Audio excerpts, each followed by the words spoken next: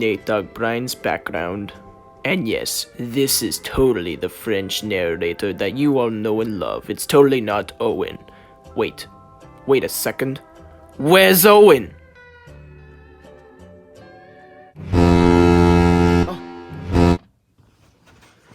Oh, it's time to film a review. I'm ready! And yes, I'm aware I look weird.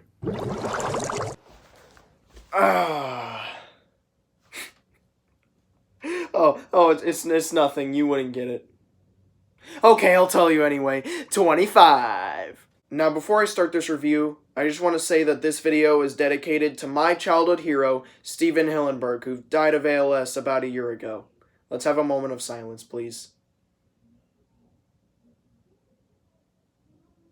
Alright, now let's talk about how seriously good the first 3 seasons of SpongeBob are. The first 3 seasons of SpongeBob.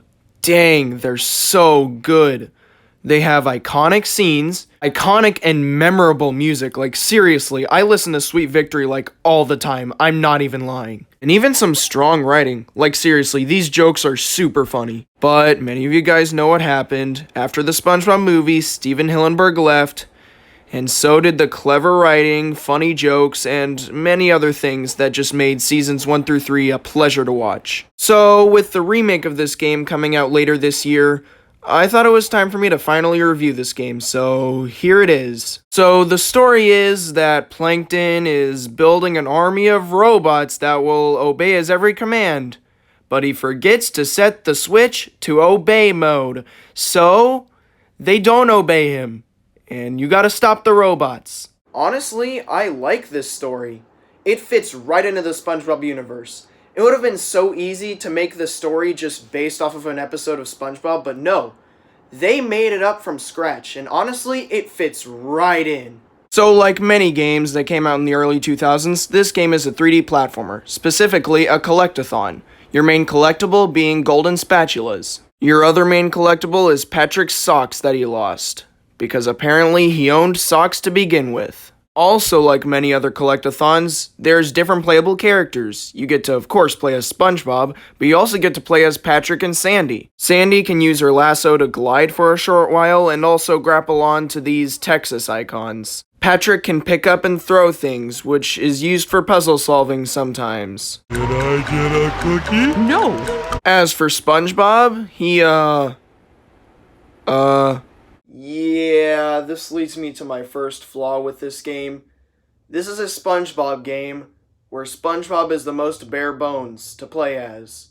You know, it's not bad, you know. He does learn some more moves later on in the game, but, you know, he's still the most bare bones.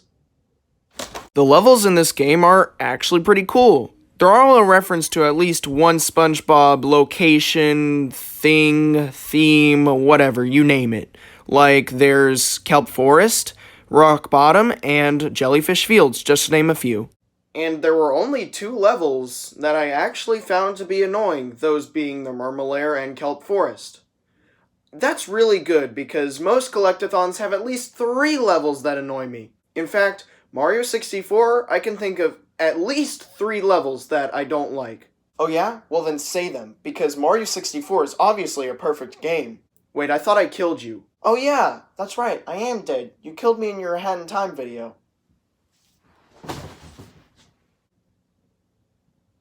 Oh. There are a lot of references to the show in this game. I'm too lazy to put them in. I mean, I don't want to spoil all of them for you, so, just know that they're really good. Alright. Now it's time to talk about the flaws. Duh! The bosses in this game are not very good. In fact, most of them are really boring. They straight up don't have the real voice actors for some of these characters. Oh, yeah, it's that Sponge Kid. And now, what was I supposed to tell you? That's not Mermaid Man. I think they used an actor. A lot of the missions were pretty fun, but there were some that were either boring or frustrating, but this is a collectathon. You kind of come to expect that sort of thing. Not every mission's gonna be good. But yeah, guys, that's it in terms of flaws. This game's pretty good. It isn't great, but it's not a bad game. Usually licensed games are just put out there without any care, just just to sell copies, but this game, I can safely say that this game actually tried. Now, if you'll excuse me, guys, I'm gonna watch some SpongeBob. It's like one of the best cartoons ever created.